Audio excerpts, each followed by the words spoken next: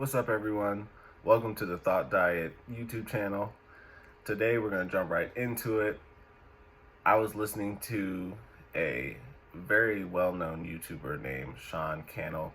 He is the main creator, I believe, of Think Media, which is a YouTube channel with over 1.5 million subscribers.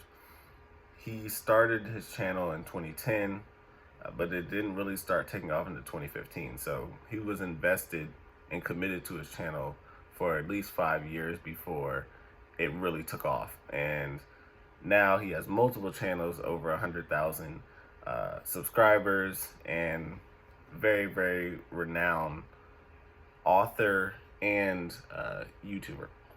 One of the things he said to me that really stuck out was, you have to, what do you know what you have to give up to go up, right? There are certain things that you're going to have to give up so you can ascend, so you can succeed. And the first thing that came to my mind, which is why I am sharing this video, I believe God brought this to my mind, was our dreams are like hot air balloons. And the nature of a hot air balloon is that, of course, when people are getting in it, there are certain weights that are meant to hold it down, I believe, at least in the most simplest way. And then eventually, for you to ascend, you will have to release those weights. And it's easy for us on the ground to look at hot air balloons and think about how beautiful they look, think about how we want to do that too, right? Until we are in the hot air balloon and the weight is moved and we start to feel the jostling of the hot air balloon trying to take off, right? And we're used to being on the ground. However, we see the ground start to move beneath us as we move away from it.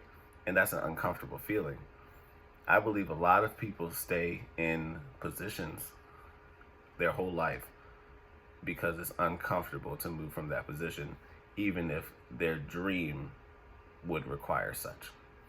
I think everyone has a dream or an aspiration, and so few people actually go after it, but almost everyone reveres and admires the people who go after it, which doesn't really make sense from a theoretical perspective.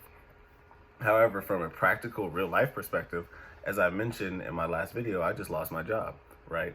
So I went from being a 22-year-old with $100,000 salary to who had aspirations of starting my, in fact, I did start my own business on the side. It hasn't made any money yet because it's still in the starting. And who had aspirations of essentially being my own man and being, not working for anyone, right?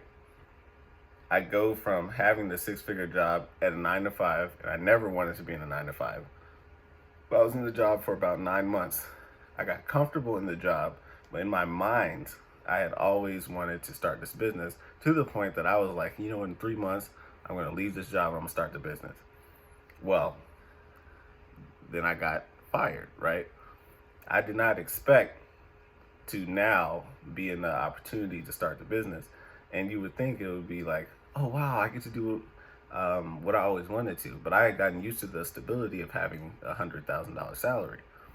And so no longer is what I had in my mind a theory. Now I have to put it into practice. And that's the difference between looking at someone else's hot air balloon, seeing, oh, wow, that looks cool, versus the weight being off yours. Except for me, it wasn't like I took the weight off. It was like, we're flying, like we're in the air now. And now I look around and, like, on a day like today, I wake up, I don't have anything necessarily that makes me have to get up at a certain time. If I'm going after my dream, I have to go get it. I don't have a path. I don't have a way to make money right now. I'm just going for it, and I have to. There's nothing else, right?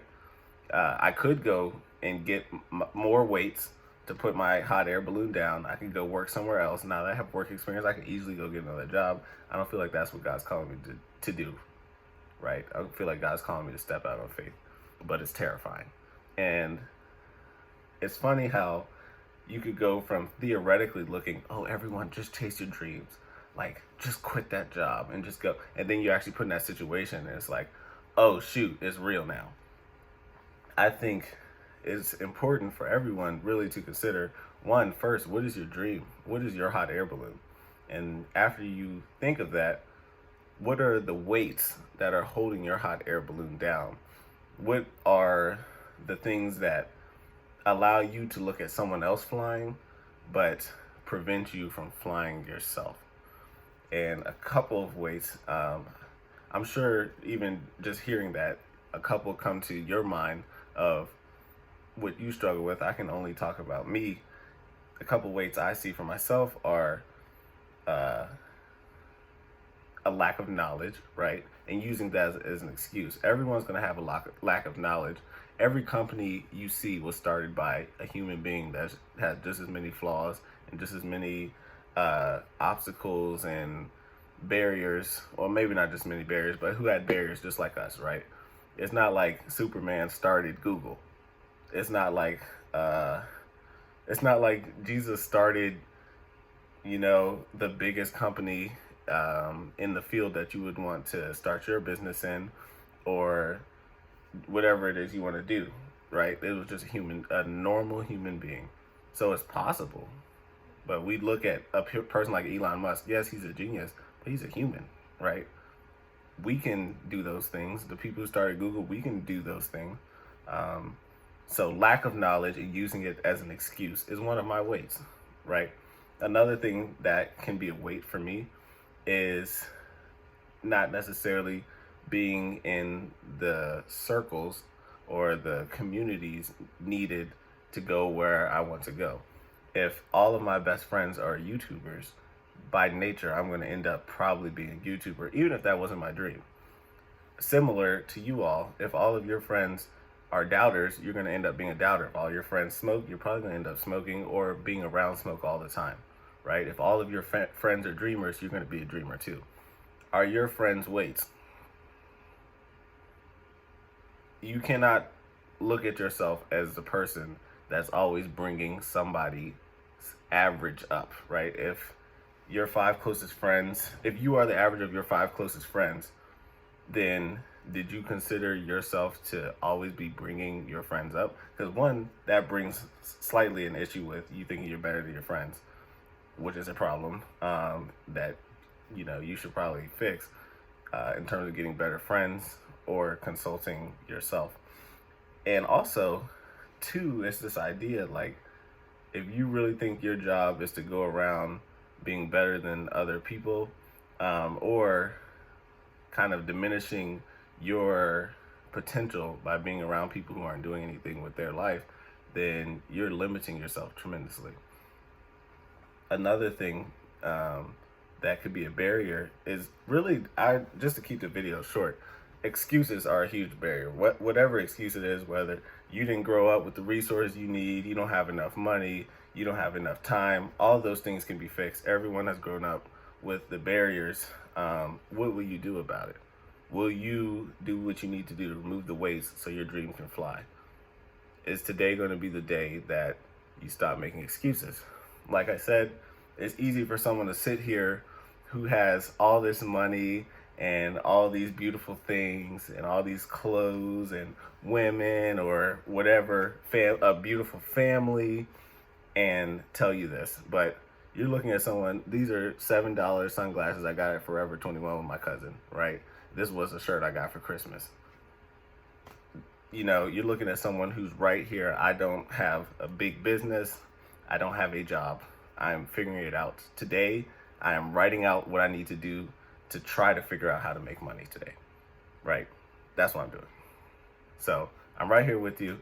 I hope this will encourage you guys to kind of, as Michael Todd said, go into the deep, put your faith in God, and also put works behind your faith. Get out there, get working, work for yourself. We have been conditioned to work for another person our whole life and surrender the way we live to that person and their well-being.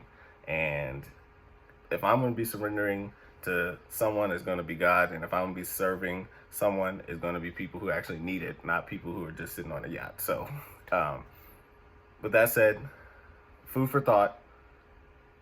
Remove the weights, right? What's holding you down? remove those weights. It's in your control. And let's rise together. Love y'all. I will see you next time.